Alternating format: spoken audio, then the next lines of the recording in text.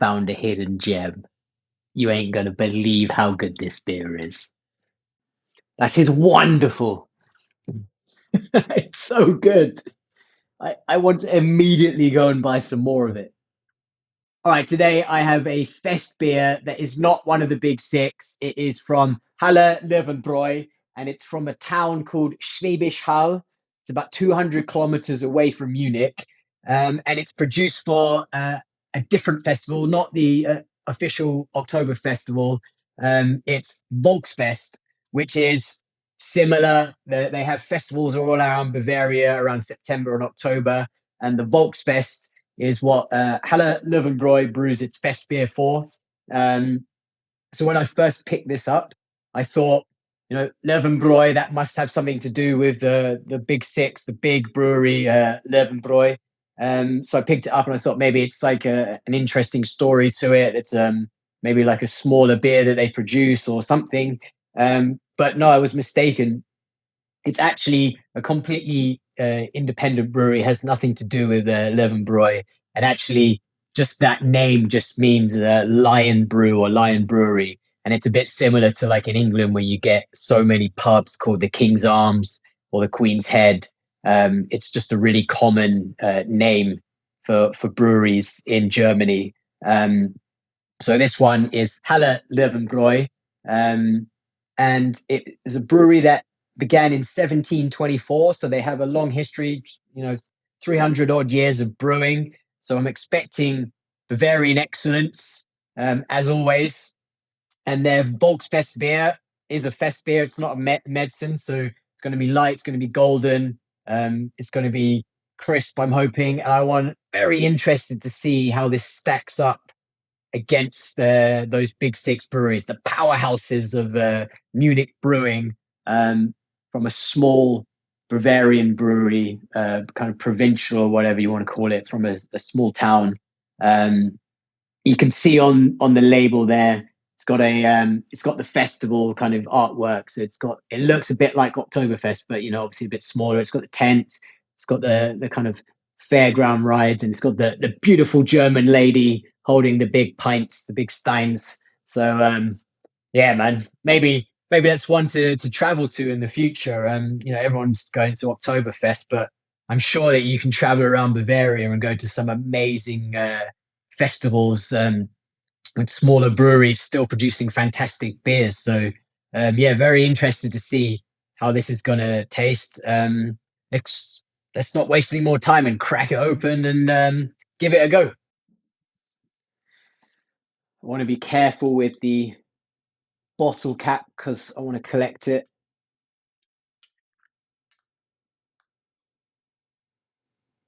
Yeah, very nice. Slightly lively.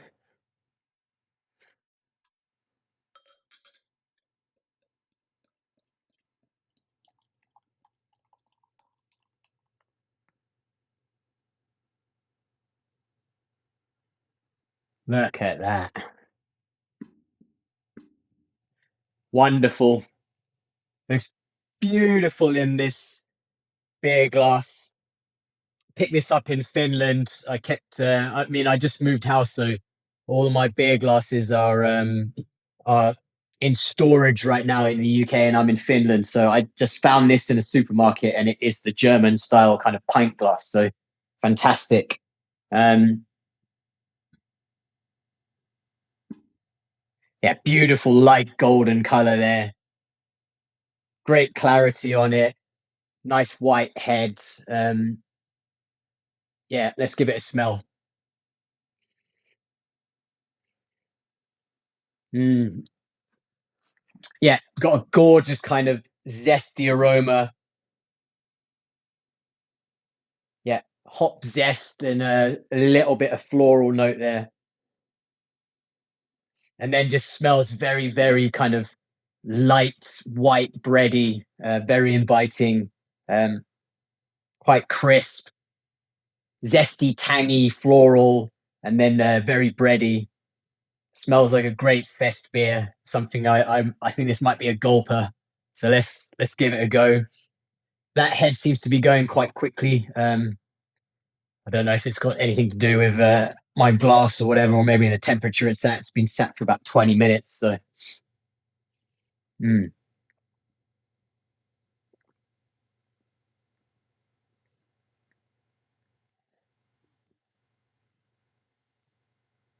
yeah, man.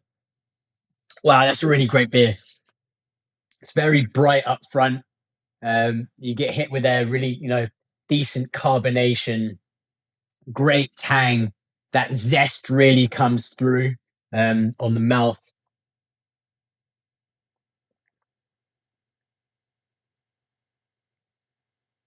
It really is a lively beer. Oh yeah, like it's got some malt sweetness, but there's it really presents with the kind of tanginess and the zestiness from those hops.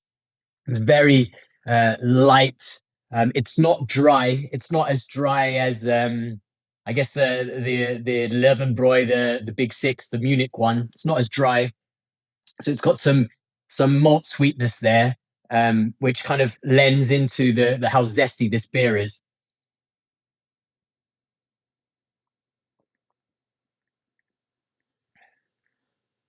Oh, it's really just a really great drinker. Like I would, I would smash a lot of this. This is beautiful. This is a beautiful beer.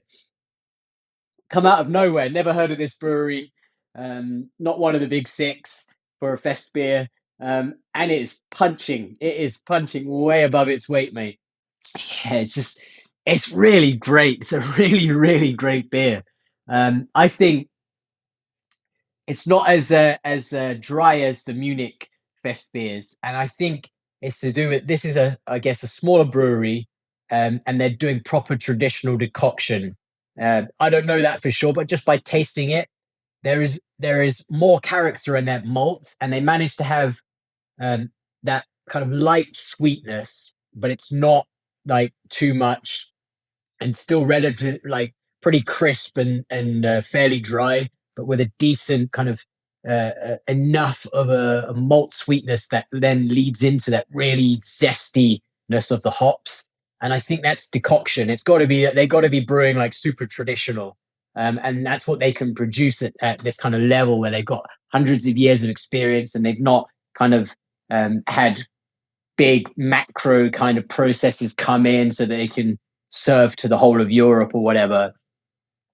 These guys must be doing it super traditionally. That's my bet. If I had to bet on this brewery and going in and researching more, I'd say that these guys are doing like old school decoctions, and that's why this really smashes it. It's a wonderful beer. I honestly, I'm not exaggerating. This is fantastic. I love this. Um, they've just really nailed it for me with the zest and the tang. Like it for me, if it's gonna be like a really light beer, um, the character has to come from somewhere. And yes, there is that kind of niceness of having something that's really delicate all around and super balanced. There is admiration for a brewer that can do that. But when I'm drinking a beer, um, I want some character in it, and this nails it, man.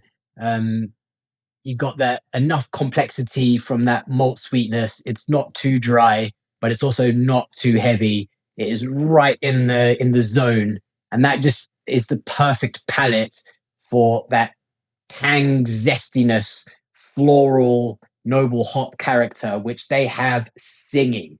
And it just leads to a fest beer that you will just go back for more and more and more. And that's the whole point of a fest beer is that it is repeat drinkable. You have a big long day of drinking ahead of you.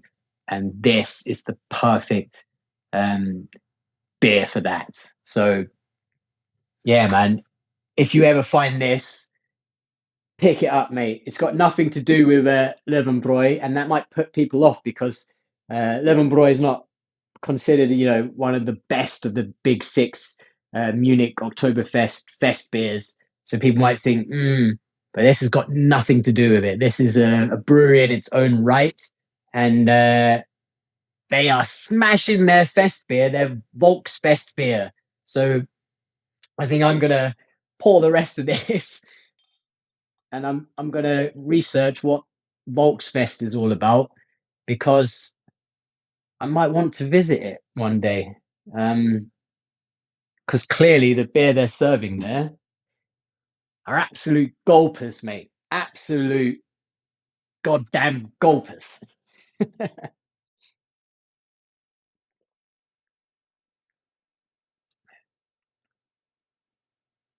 I can't get enough of the tang.